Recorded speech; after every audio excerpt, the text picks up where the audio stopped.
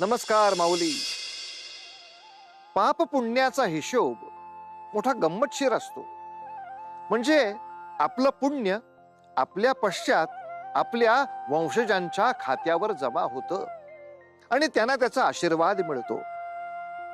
त्यांना मिळणारं फळ हे आपल्या आचरणावर अवलंबून असतं. त्यामुळे आपले वागणे जर सदाचाराला धरून आणि निस्वार्थ भावनेनं केलेलं असेल तर त्याचा फायदा आपल्या पुत्रपौत्रांना निश्चितच होत असतो. आपण जर चांगले वागलो तर त्याचा फायदा आपल्या मुलाबाळांना होतो. परंतु जर कुकर्म केलं तर त्याची शिक्षा केवळ आपल्यालाच नव्हे तर आपल्या पुत्रांना आणि आपल्या वंशजांना देखील भोगावी लागत असते. म्हणून मंडळी, आपल्यासाठी नाही किमान इतरांसाठी तरी आपलं वागणं चांगलं ठेवणं आवश्यक आहे.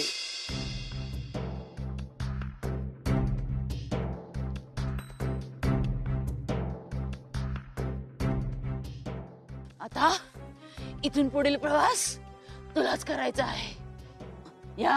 या सीमेपलीकडे जाण्यास आम्हास मज्जा आहे. एक स्त्री ती दुसऱ्या स्त्रीचे दुःख जाणू शकते. मी जे काही सांगेल ते अत्यंत महत्वाचे आहे. या अरण्यातील वाटेने सरळ पुढे चालत जा. तिथे एका वृक्षाखाली तुला एक रेखीव असे शिवलिंग दिसेल. शिवलिंग? होय. तुझे कार्य हे आहे त्या वृक्षाच्या आड तू लपून राहा. आज आहे पिठोरी अमावस्या. या रात्री शिवलिंगाचे पूजन करायला तेथे नागकन्या आणि देवकन्या यांचे आगमन होणार आहे. त्यांचे पूजन तिथे संपन्न होणार आहे. त्या खीर आणि पुरीचा तेथे नैवेद्य दाखवणार आहे. त्या पश्चात त्या तेथे अतिथीबद्दल विचारणा करतील. तेव्हा तुलाच त्यांच्या समक्ष जाऊन तूच अतिथी आहे असे त्यांना सांगावे लागेल. परंतु मी तर त्यांना ओळखतही नाही. असे असताना मी त्यांना अतिथी म्हणून सांगणे? कारण तुझ्या दुःखावर त्याच उपाय सांगू शकतील. त्यांना तुझे सर्व प्रश्न आणि दुःखाची कथा सांग. तुझ्यावर भगवंताची निश्चित कृपा होईल. तुझी श्रद्धा फळास लागेल. विश्वास आहे माझा. असे झाले तर मी सर्वस्वी तुझी आभारी असेन. आता तसेच होईल. तू आता अधिक विलंब करू नये. ही घटिका सरली तर तुझा उद्धार होणे अशक्य होईल. तेव्हा तू सत्वर इथून निघून जावेस.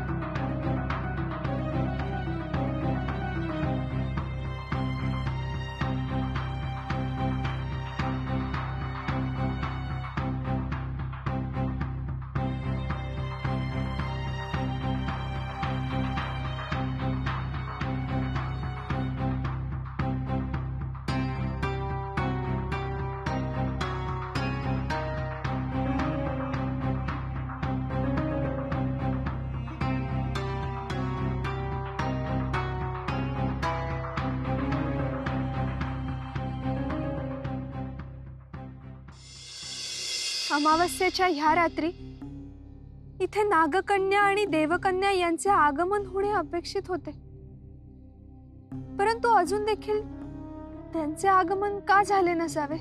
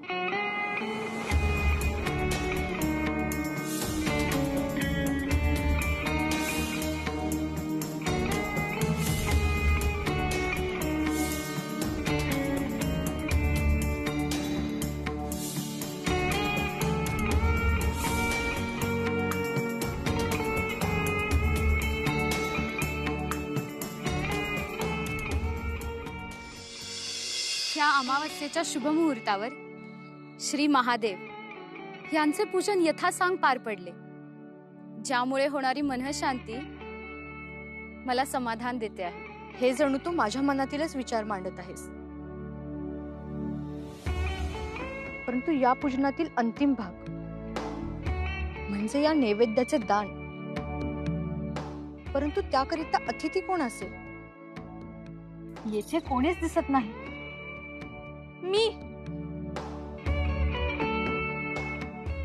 मी आहे अतिथी.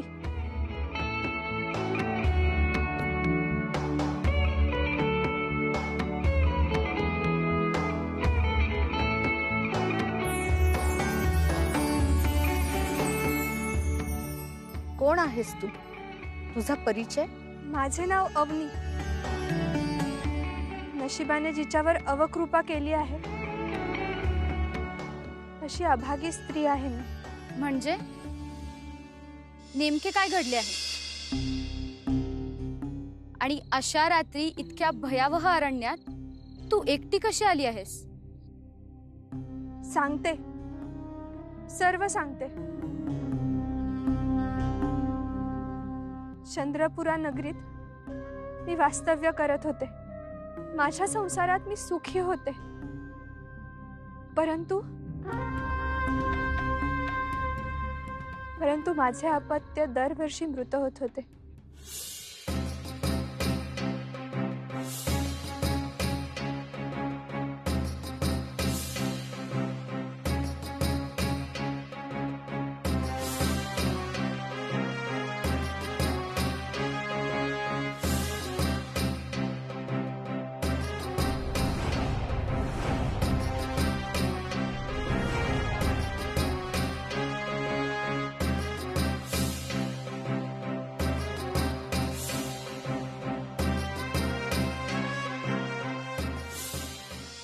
असे अश्रू वाहून त्याचे मूल्य कमी करू नकोस अवनी. रक्तानाने तुझी परीक्षा बघितली आहे, ज्यात तुला तुझे प्रभुत्व सिद्ध करावे लागणार आहे. आणि यासाठी आम्ही तुझे निश्चित सहाय्य करू. घे.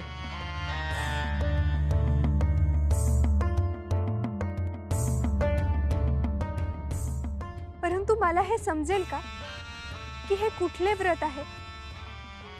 काय प्रयोजन आहे याचे? हे आहे पिठोरी अमावस्येचे व्रत. आपल्या कुटुंबाच्या व अपत्याच्या कल्याणासाठी नित्यनेमाने हे व्रत करावे. या व्रताचा महिमा अगाध आहे. ईश्वराच्या कृपेविना आपल्या आयुष्याला अर्थ लाभत नसतो, पण त्याची सेवा या व्रतामधून निश्चित होते. या पिठोरी अमावस्येच्या व्रतामुळे तुझे अपत्य दगावणार नाही. मुलाबाळांवर कधीच संकट येणार नाही. इतकेच नाही, आम्ही तुला आशीर्वाद देतो. जे काही तुझ्या आयुष्यात घडले ते दुर्दैवी होते. त्यात तुझी काही चूक देखील नव्हती, आणि म्हणून तुझे दगावलेले अपत्य आम्ही तुला पुनर्जीवित करून देत आहोत. माझ्या आयुष्यात हा दिन हा क्षण येईल असे स्वप्नात देखील वाटले नव्हते. परंतु मी तुम्हा शब्द देते, हे पिठोरी अमावस्येचे व्रत मी नित्य नेमाने आणि श्रद्धेने करेन. उतरणार नाही, मातणार नाही, घेतला वसा टाकणार नाही.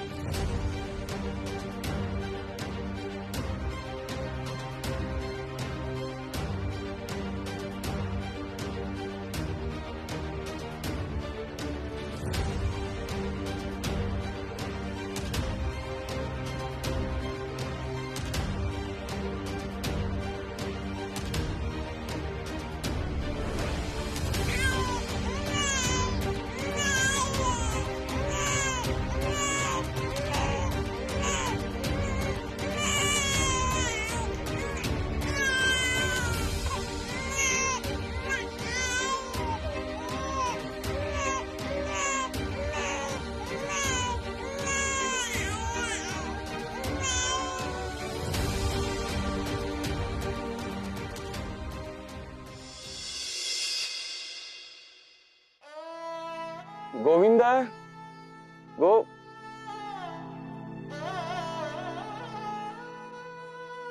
गोविंदा, अरे किती काळ असाच बसून राहणार आहेस? तुझ्यावर दुःखाचा डोंगर कोसळलाय, मान्य आहे. परंतु तू आता बाजूला सारण्याचा विचार कर. अरे किती शोक करायचा, आणि कुणासाठी?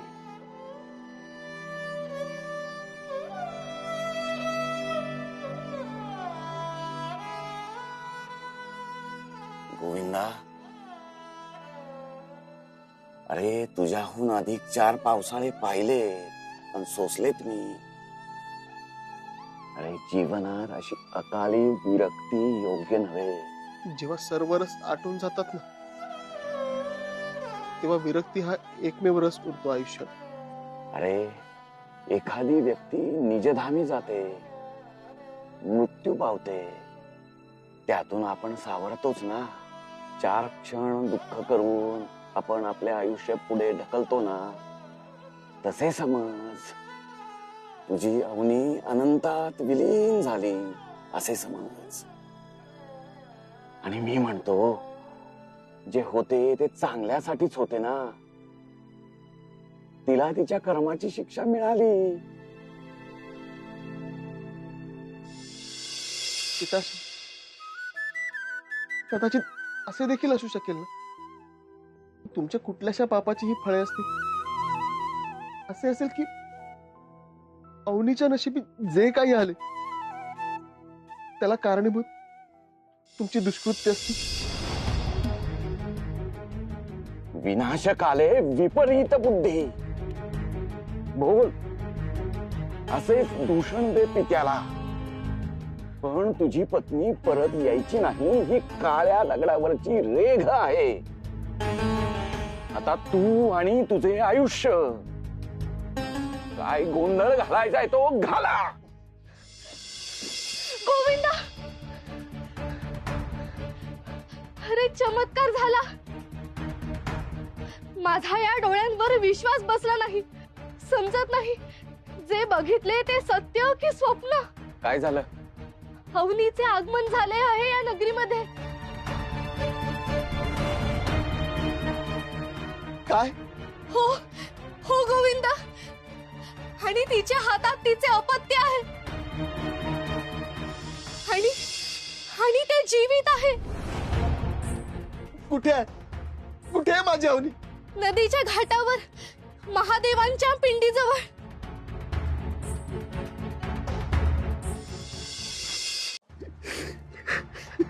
अवनी,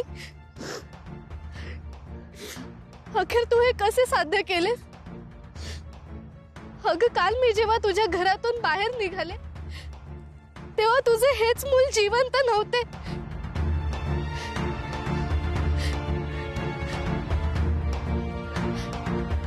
आता मी जे बघते ते अविश्वसनीय आहे. अवनी, हेच मी देखील ऐकलं होतं.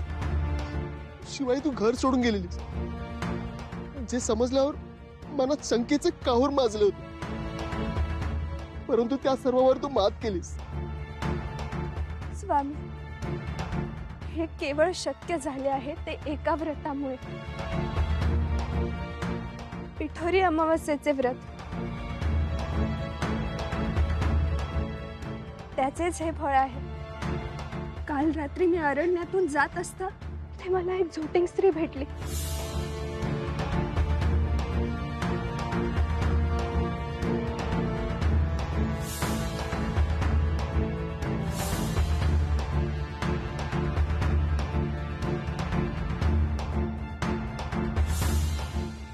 आणि त्याच देवींच्या आशीर्वादामुळे त्यांनी आपले हे अपत्य मृत्यूच्या मुखातून परत आणून दिले आहे. म्हणून मी त्यांना शब्द दिला आहे, आपल्या बालकासाठी, त्याच्या कल्याणासाठी मी हे पिठोरी अमावस्येचे व्रत करेन. पुत्री, मला क्षमा कर. मी तुझा अपराधी आहे. नाही पिताश्री, असे म्हणू नका. जे काही घडले त्यात आपला काही अपराध नाही. नाही पुत्री, मी तुझा खूप अमानुष छळ केला आहे. मी स्वार्थापायी अंत झालो होतो. मी तुमच्या नात्याचाही ऱ्हास करू पाहत होतो. माझे आचरण अक्षम्य आहे. पिताश्री, आपणच म्हणता ना की आयुष्यात जे काही घडते ते पूर्वजांच्या आशीर्वादाने. मग आजचा सुखाचा क्षण, तुम्हाला झालेली उपारती, हे सर्व त्यांचेच देणे आपण समजावे. आणि झाले गेले सर्व विसरून या पिठोरी अमावस्येच्या पूजेला प्रारंभ करूया.